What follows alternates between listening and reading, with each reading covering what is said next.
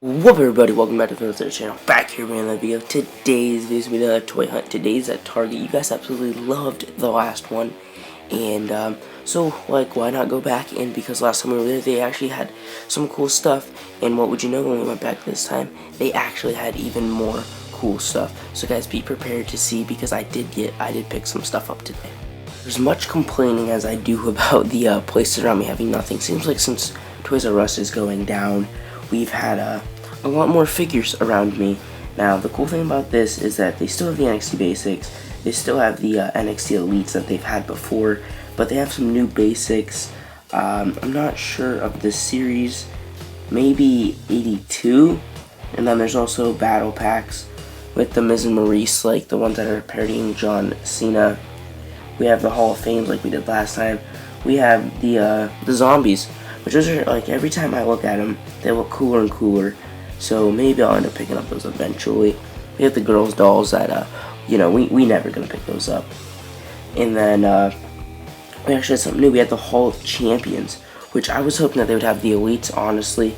But you know what? They had the basics, and the basics are plenty cool in my eyes.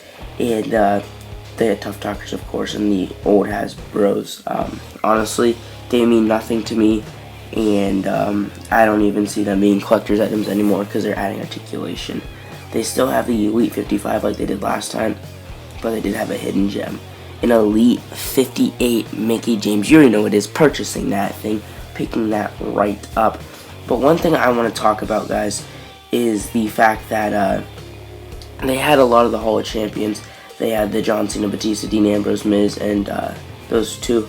I'm not sure there's any more on the set, but those are the two they had there. But with that said, there's something I want to talk about.